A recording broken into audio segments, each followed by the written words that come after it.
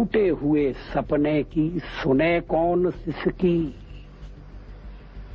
टूटे हुए सपने की सुने कौन सिसकी, अंतर को चीर व्यथा पलकों पर ठिठकी, हार नहीं मानूंगा रार नहीं ठानूंगा, काल के कपाल पर लिखता मिटाता हूँ, गीत नया गाता हूँ, गीत नया गाता हूँ। अटल बिहारी वाजपेयी जो सिर्फ एक राजनेता नहीं थे बल्कि एक विचार थे, एक कवि थे, एक ऐसे युग पुरुष थे जिनके शब्दों में राष्ट्र की आत्मा बसती थी।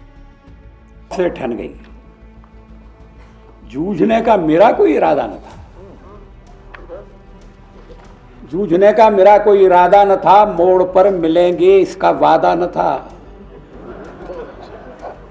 रास्ता रोककर खड़ी हो गई, ये लगा जिंदगी से बड़ी हो गई।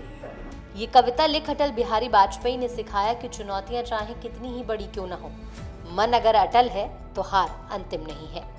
16 अगस्त 2018 को भारत के पूर्व प्रधानमंत्री अटल बिहारी वाजपेयी का निधन हुआ।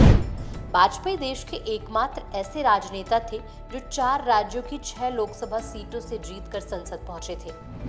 उत्तर प्रदेश की लखनऊ और बलरामपुर से, गुजरात के गांधीनगर, मध्य प्रदेश के ग्वालियर और विदिशा और दिल्ली की नई दिल्ली सीट से जीतकर वो संसद पहुंचने वाले इकलौते नेता थे। भारत छोड़ो आंदोलन के दौरान अटल ने सक्रिय राजनीति में कदम रखा था। जनसंघ में भी उनकी अहम भूमिका रही। 1957 में पहली बार बलरामपुर से जीतकर वे संसद पहुंचे। 1975 में लगी इमरजेंसी के बाद कांग्रेस की हार हुई और मोरारजी देसाई प्रधानमंत्री बने। उन्होंने वाजपेयी को विदेश मंत्री बनाया। इसी दौरान उन्होंने संयुक्त राष्ट्र महासभा को हिंदी में संबोधित किया। ऐसा करने वाले वे पहले नेता थे। अटल को 13 दिनों के प्रधानमंत्री के तौर पर भी याद किया जाता है। 1996 के लोकसभा चुनाव में भाजपा 161 सीटें जीतकर देश की सबसे बड़ी पार्टी बनकर उभरी। दूसरी पार्टियों से गठबंधन कर भाजपा सत्ता में आई और अटल पहली बार देश के प्रधानमंत्री बने।